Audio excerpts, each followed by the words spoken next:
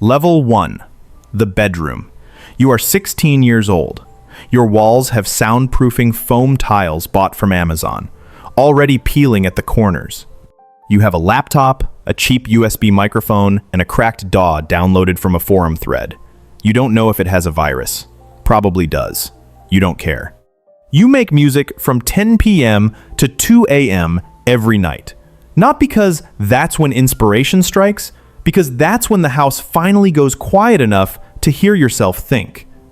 You have 340 followers on SoundCloud. Most are bots. You've made 200 songs and most of them are bad.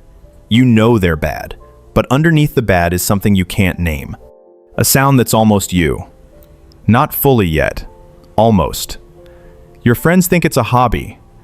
Something you'll grow out of. You don't try to explain why it isn't, because you can't explain it to yourself. You just know that the 2 hours you spend in that bedroom every night are more real than everything else in your day combined. You upload a song on Friday night. It gets 14 plays by Saturday morning. 3 of them are you. You refresh the page anyway. You tell yourself one song is going to hit. You don't know which one. You just keep making them. Level 2. The local. You're 19. Your first show was at a bar that agreed to let you open for a band they'd actually booked. You played to 23 people. 11 were there for the headliner and spent your set on their phones. 5 were your friends. 3 were strangers who actually listened. You remember their names. You've played 7 shows since then. Each one a little better. Each one a little less terrifying. The terror doesn't go away. It just becomes something you know how to carry. You record in a friend's basement for $30 an hour. You have a manager, not a real manager. Your friend Marcus, who has a car and a Gmail account and believes in you without condition. He is enthusiastic and occasionally says things that are professionally questionable. He is the only person outside the music itself who makes this feel real. You work a coffee shop in the mornings and a warehouse 3 nights a week. You have $4,000 in recording debt on a credit card at 24% interest. You don't think about the money when you're making music. You think about it constantly when you're not. Level 3, the grind. You're 21 and you've been doing this for 5 years. 2 EPs, 1 full-length project you released yourself, 340,000 combined streams. Not nothing. Not enough. You tour regionally in a van that needs a new alternator every 6 months. Venues that hold 150 people on a good night. One night in Columbus, 14 people showed up, and you played the full set anyway, because that's what professionals do, and also because you didn't know what else to do. 2 labels approached you. One offered a deal, your friend called legal, but predatory. The other wanted 50% of your masters. You said no to both. You make $2,100 a month. Your expenses are $1,800. You are technically surviving off music. Barely. You are tired in a way that's hard to explain.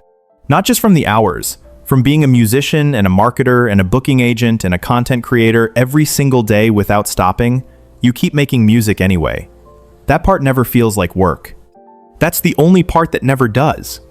Level 4. The deal. You're 23. Someone with a real title at a real label sat across a table and said they believed in you. This time, there was paper behind it. A 2-album deal. $80,000 to you directly. The rest, recoupable against royalties. Your attorney flagged 12 provisions. You negotiated 3. You sign anyway, because this is what you've been working toward for 7 years, and because the alternative is another year in the van with the broken alternator. The money lands, and you stare at the number for a long time. You pay off the credit card first. The label assigns you an A&R managing 16 other artists who gives you his full attention about 30% of the time. They want to change your sound. Not completely, just enough. The word commercial comes up in a tone meant to sound like a compliment.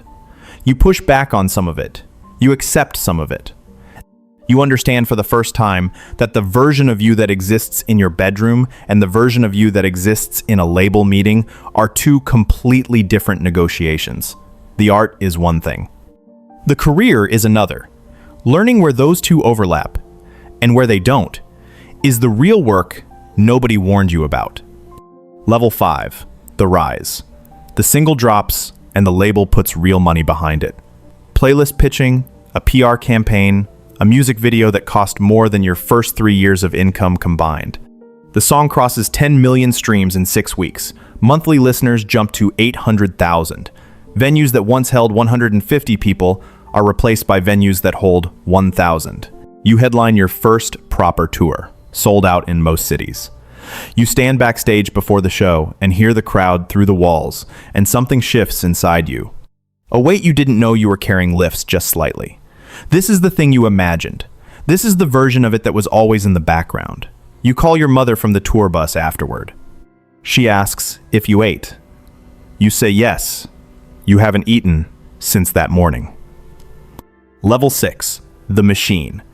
You're 25. The album charted. Your face is on a billboard in Los Angeles, and you saw it for the first time on a Tuesday morning from the back of a car on a highway, 20 feet tall, looking like someone you recognize but don't fully know. You are now a machine with your name on it. There is a full team. A real manager, not Marcus anymore. That ending was gradual and then complete, and you still carry guilt about it. A publicist, a stylist, a business manager, a creative director. These people are good at what they do. They are also all, to varying degrees, making decisions about your life without you in the room. Your schedule is built by someone else. Your public statements are drafted before they reach you.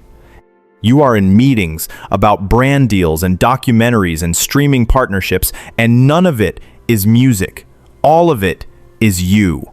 Or the version of you the machine has been building since the moment you signed.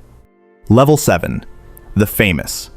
You are music famous now, which is a specific and strange kind of famous. Millions of people have an opinion about you formed without you, from images and interviews and things said by strangers who have never been in the same room. You stop reading about yourself because the combination of true and not true creates a version of you that's disorienting to live beside. You perform to 40,000 people at a festival and feel both completely seen and completely anonymous at the same time. You are a fact to that crowd, not a person. A fact. They drove hours to confirm. Level 8. The Ceiling. You're 28. The second album underperformed. Not badly, but enough. The label is supportive in a tone that sounds like the beginning of something less supportive. You've spent 18 of the last 24 months on the road, and the tour made money and cost you something that doesn't appear on any financial statement. A specialist tells you there's nodule formation on your vocal cord and recommends 2 months of rest. The label expresses concern, not about your voice, about the schedule. You are burning, and nobody is asking you to stop. You go home and write alone for 3 weeks. No committee, no label, no strategy meeting, everything you've wanted to say. The best thing you've ever made. You send it to no one. Level 9, The Reckoning. You're 30. You left the label when the deal ended. Your next project is critically loved and commercially quiet. You are the kind of artist other artists cite as an influence. You start producing younger artists and discover you're good at it. You finally see a therapist. She asks what you wanted when you started. You tell her. She asks if you got it. You sit with that for a long time. The answer is complicated in ways that take months to fully understand. Level 10. The Legacy. You are 40. 6 albums. 200 released songs. Your name appears in interviews with artists half your age who say you were the reason they started. You hold that quietly. You made something that mattered to people you'll never meet. That's the deal you made without knowing it.